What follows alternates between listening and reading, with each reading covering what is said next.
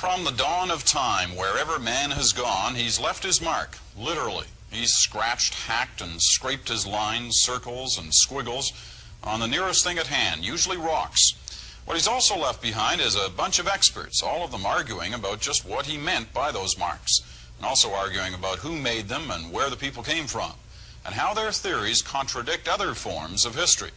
Our science specialist, Eve Savory, takes us on a rocky tour of those marks, or petroglyphs, as the experts usually call them. It's dawn on an autumn equinox in Colorado. As the shadow of this rock falls where what might be an ancient European language seems to predict it should, these people say our view of history is being challenged. If what we're saying here is true, it means that the history that we all learn in school, and that is accepted as a reasonable facsimile of history, turns out to be wrong in very important points. The Vikings who built this settlement in Newfoundland 1,000 years ago are generally believed to be the first Europeans to see North America. But some people think Europeans were here long before that. This is a petroglyph of a very old ship. It's made in the style that was used to draw ships on the rocks in Sweden. Scott Monahan, an independent film producer, followed a small group of linguists and amateur archaeologists. They took him to sites they say prove Europeans were here perhaps 2,000 years before Columbus. The shape of this is rather interesting. Archaeologists say Indians sharpening tools made these marks found at numerous locations. This man says no, it's a language. Here you see the two strokes out there, Yes. That's a D. A language known as Ogham, ancient Celtic. This is how it looks in the 12th century Book of Ballymote. It is these seasonal measurings predicting equinoxes and solstices that have the group excited, because at 6 sites the Ogham translations are proving accurate. As well, the group says it finds references to the European zodiac, the twins Gemini, and here they see Anubis, the Egyptian god of darkness, worshipped in pre-Christian times. Eve Savory, CBC News. Colorado's Ogham controversy began with these grooves discovered in 1975. They were found by Dr. Don Rickey, chief historian for the Bureau of Land Management, while hiking near the site of an 1868 Indian battle which killed an ancestor in the U.S. cavalry. Having read Barry Fell's America, B.C., Rickey felt these marks resembled Ogham in Scotland. But archaeologists soon conspired to derail Rickey's excitement and squash any connection to the Old World. State archaeologist Rippeteau joined a July 1977 site survey and rejected the theory that this is Ogham script. Nonetheless, the site was nominated to the National Register of Historic Places, assuming Native Americans did the carving. These presumptions hold even today, although much clearer examples of translated Ogham verified by archaeoastronomy have been found nearby, such as in Crack Cave. The Denver Post reported in September 2005, these are carvings Plains Indians created maybe 700 years ago to mark the equinoxes. The Post reporter later told us a Forest Service archaeologist told her that studies had concluded this. But when asked to see them, Comanche National Grasslands District Forest Service Ranger Thomas Peters said no such studies existed. Seems archaeologists consider preservation a sacred trust, especially when it comes to preserving their own dogma. Since 1973, I had been recording ancient inscriptions and petroglyphs in this area. So when I was brought to this cave in 1978, my attention immediately focused on this petroglyph of the canine figure. And I looked at it and said, this is Egyptian. And everybody with me just laughed and laughed. And later I verified that it was Anubis, the god of darkness and death. Up here it gives instructions that there will be a rite or ceremony at sunset, the rites of Bel, which will be acted out. And it is amazing to us the first time we saw what did happen right at equinox. As with most revolutionary discoveries, theories change and strengthen as more is found and understood. After more than a generation of study, the carved icons and their relative placement to each other seen to reveal the Anubis Cave as one of the world's foremost surviving examples of Mithras worship. This pre-Christian spirituality, tied to the stars, the planets, the moon, and the sun, was popularly practiced among Roman soldiers and the far-flung Celtic culture. By learning the celestial rhythms and advancing through the ranks, Mithraists hoped to cleanse their souls while on Earth. The cube is an interesting feature on this panel. We know from Plato and his Timaeus that the cube represents the Earth because it's very stable. You notice that it's a three-dimensional square braced on many corners. There were other features that are triangles, and they represent the less stable things of the Earth, such as the air, the water, and fire. The final step up the ladder is the seventh and top step, and that is for the sun god Mithras. The human form of the leader was known as Pater, and which means father. And we have here the testes and the erect phallus, which represents fatherhood. And we also have the rayed crown that he's wearing, which we're told came from Bahram I of Iran. Mithras is expected to maintain the rising of the sun, the setting of the sun, and all of the planets and constellations in their proper order and functioning. Here's a Mithraic temple excavated in London. The walls were lined with pillars, and participants sat between them. Up front was an altar. Iconography was on the wall behind the altar, and the niche suggests there may have been a statue there.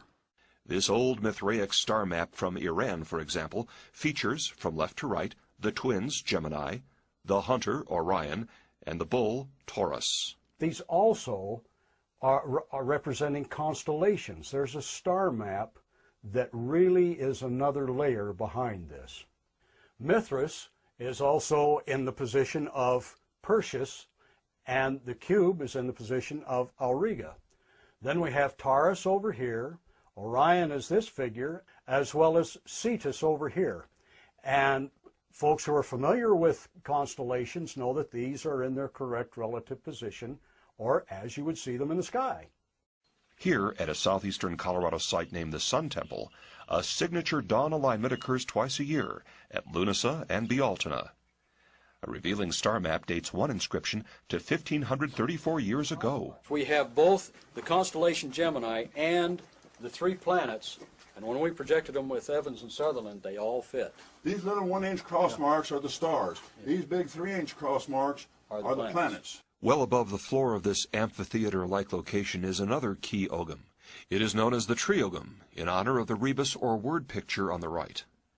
These marks have been translated from Old Gaelic to read, "The sun ring, along with the shoulder, by means of sun and hill." The trunk was an actual stem line, and the picture honored the inspiration for ogam, trees. Here is the Gemini inscription, "The Noble Twins." This spells that out in ancient Gaelic, in ogam writing. Now, this writing is superimposed on a pattern of plus marks, which we interpret to be the stars of the noble twins in the sky, the constellation Gemini. Now, superimposed on that pattern is also 3 plus marks: Saturn, Jupiter, and Venus. The interesting thing about this constellation is that it matches a pattern that was present in the sky in 471 AD on the cross quarter day in August, the 8th of August. And that day is marked by the circle you see there, you see it over there, and by a shelf on the rock up here, which lines up with the sun at sunrise on the 8th of August. Still does.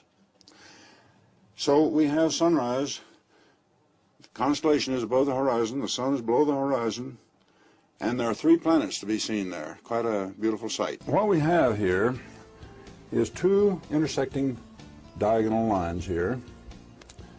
They are straight and they intersect here, and they point 23½ degrees to the east and 23½ degrees to the west of due north. This is straight north here, right halfway between them.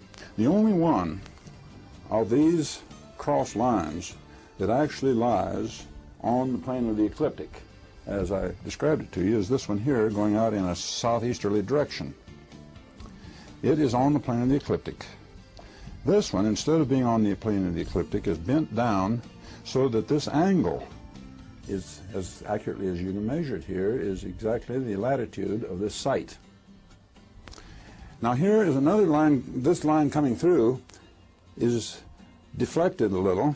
It looks like almost a straight line here, but it's not, and it's pointing directly to where the sun sets on the horizon yonder on the first day of summer, on the summer solstice. So the people who put this in here understood a lot more about astronomy than a lot of people in modern day life. Magnetic declination here is nearly 8 degrees east.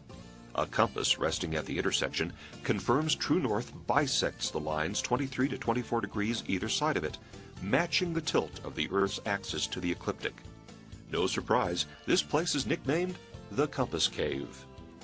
Outside of Fallon, Nevada, the curious have come to learn more about an ancient society of people who once called this cave home. They discovered that the cave was underwater when it was formed 20,000 years ago until 7,000 years ago. Not far from this cave, a mummy has been discovered. A mummy that may reveal the secrets of an even older society, one that dates back to the dawn of civilization. This is extremely significant. This is unprecedented. We haven't had a find of this importance in my lifetime. One thing that makes the mummy, known as the Spirit Caveman, so important are these fine hand-woven fabrics discovered at the burial site. These textiles represent an extremely sophisticated ability to weave fabric by hand in a time where we didn't realize that people were doing that before. The mummy was discovered tightly bound up in this matting. Out of respect for the dead, this photograph and this drawing are the only two pictures scientists will allow to be publicly displayed. Recent tests reveal that the mummy is 9,000 years old. That's 3 times older than any other mummy yet discovered in North America. That news has stunned archaeologists because a mummy can tell scientists how people back then lived, what diseases they had, even what food they ate. Scientists can get that information by studying the mummy's DNA. That requires cutting a small piece of tissue from the body. That it shouldn't be done. And that, says Paiute Shoshone tribal leader Alvin Moyles, is desecrating the dead. But scientists claim that the mummy is so old that he couldn't possibly be related to the Paiute Shoshones, that the mummy's tribe was here thousands and thousands of years before anybody else. They do not appear similar to any living Native American in North America. They have receding cheekbones, narrow face, long face.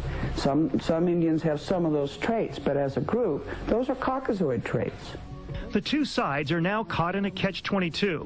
One way to prove kinship is through the DNA test. But the tribe doesn't want that. Whether or not scientists ever get to study the mummy is a matter for the U.S. government's Bureau of Land Management to decide. The DNA evidence would be definitive for ruling out certain groups. You can't necessarily prove with it which group it was, but you can rule out contending parties. Until a decision can be made, the mysterious Spirit Cave mummy will remain trapped in limbo. Yeah, he's kind of in the legal, spiritual, ethical limbo. In Carson City, Nevada, Vince Sterla, Channel 3 reports. Even mummies can't avoid the law and bureaucracy, it appears. Many archaeologists agree it's entirely possible the mummy is not related to any existing tribe in North America. Yeah, it sounds like the mummy predated most of the Indian tribes from that part of the country. Predict other forms of history. Our science specialist, Eve Savory, takes us on a rocky tour of those marks, or petroglyphs, as the experts usually call them. It's dawn on an autumn equinox in Colorado. As the shadow of this rock falls where what might be an ancient European language seems to predict it should, these people say our view of history is being challenged. If what we're saying here is true, it means that the history that we all learn in school, and that is accepted as a reasonable facsimile of history, turns out to be wrong in very important points. The Vikings who built this settlement in Newfoundland 1,000 years ago are generally believed to be the first Europeans to see North America. But some people think Europeans were here long before that. This is a petroglyph of a very old ship. It's made in the style that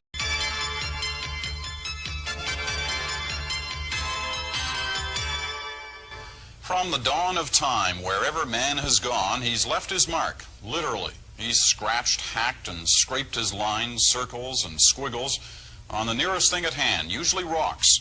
What he's also left behind is a bunch of experts, all of them arguing about just what he meant by those marks, and also arguing about who made them and where the people came from, and how their theories contradict. You see the two strokes up there, Yes. that's a D. A language known as Ogham, ancient Celtic. This is how it looks in the 12th century Book of Ballymote. It is these seasonal measurings predicting equinoxes and solstices that have the group excited, because at 6 sites the Ogham translations are proving accurate. As well, the group says it finds references to the European zodiac, the twins. it was used to draw ships on the rocks in Sweden. Scott Monahan, an independent film producer, followed a small group of linguists and amateur archaeologists. They took him to sites they say prove Europeans were here perhaps 2,000 years before Columbus. The shape of this is rather interesting. Archaeologists say Indian sharpening tools made these marks found at numerous locations. This man says no, it's a language.